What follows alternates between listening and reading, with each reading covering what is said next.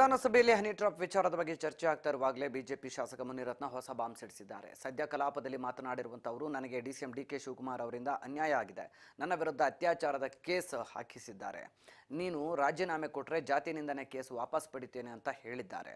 ಇದಲ್ಲದೆ ಮಾಜಿ ಸಚಿವರಾದಂಥ ರಮೇಶ್ ಜಾರಕಿಹೊಳಿ, ಎಚ್.ಡಿ. ರೇವಣ್ಣ ಅವ್ರ ಮೇಲೂ ಕೂಡ ಇದೇ ರೀತಿಯ ಕುತಂತ್ರ ಮಾಡಿದ್ದಾರೆ. ಈಗ ಸಚಿವ ರಾಜಣ್ಣ ಅವರ ಮೇಲೆ ಮಾಡಿದ್ದಾರೆ. ಡಿಕೆ ಶಿವಕುಮಾರ್ಗೆ ಒಂದು ಕಿವಿ ಮಾತು ಹೇಳ್ತೀನಿ, ನಿಮ್ಮ ಹನಿ ಟ್ರಾಪ್ ಟೀಮ್ ನನಗೆ ಗೊತ್ತಿದೆ, ನೀವು ರಾತ್ರಿ ಮೀಟಿಂಗ್ ಮಾಡಿದ್ದು ಗೊತ್ತಿದೆ.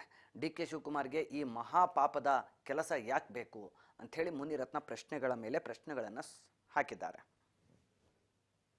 ಎಲ್ಲ ಶಾಸಕರಿಗೂ ಹೇಳ್ತೀನಿ, ನಮ್ಮ ಜೀವನ ಹಾಳು ಮಾಡೋದಕ್ಕೆ ಎಷ್ಟು ಬೇಕು ಅಷ್ಟು ನಡೀತಾ ಇದೆ. ನನ್ನ ಜೀವನ ಹಾಳಾಗೋಗ್ಲಿ ಸಭಾಧ್ಯಕ್ಷರೇ, ದಯವಿಟ್ಟು ಮಾತಾಡಕ್ಕೆ ಅವಕಾಶ ಕೊಡಿ. ಈಗಲ್ಲ ಮತ್ತೆ ಮಾತಾಡಿ ಹೇಳಿ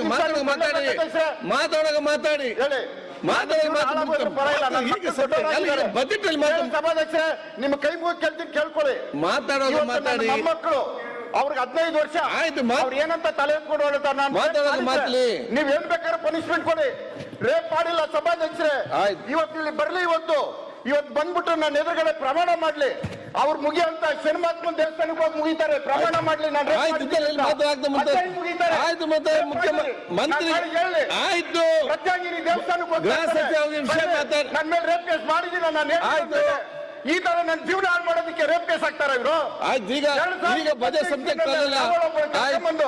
ರಾಮನಗರ ಡಿಸ್ಟ್ರಿಕ್ಟ್ ಅಲ್ಲಿ ಕಂಪ್ಲೇಂಟ್ ಕೊಡ್ತಾರೆ. ಆಯ್ತು, ಅವಳು ಇರೋದಿಲ್ಲಿ 50. ಆಯ್ತು, ನೀವು ಮತ್ತೆ ಬಜೆಟ್ ರಾತ್ರಿ 2 ಗಂಟೆಗೆ 5 ವರ್ಷದ ಹಿಂದಿನ ಬಜೆಟ್ ಸಬ್ಜೆಕ್ಟ್ ಅಲ್ಲಲ್ಲ. ಈ ರೀತಿ ನನ್ನ ಜೀವನ ಹಾಳು ಮಾಡ್ಬೇಕು.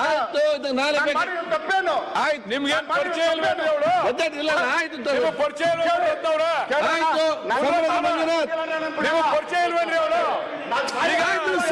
ಏನ್ ಮಾಡ್ತೀವಿ ನೀವು? ಇದು ಕೋರ್ಟ್ ಅಲ್ಲಿ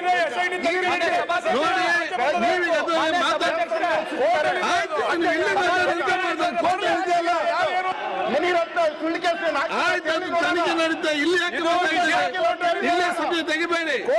ಬಜೆಟ್ ಬಗ್ಗೆ ಯಾಕೆ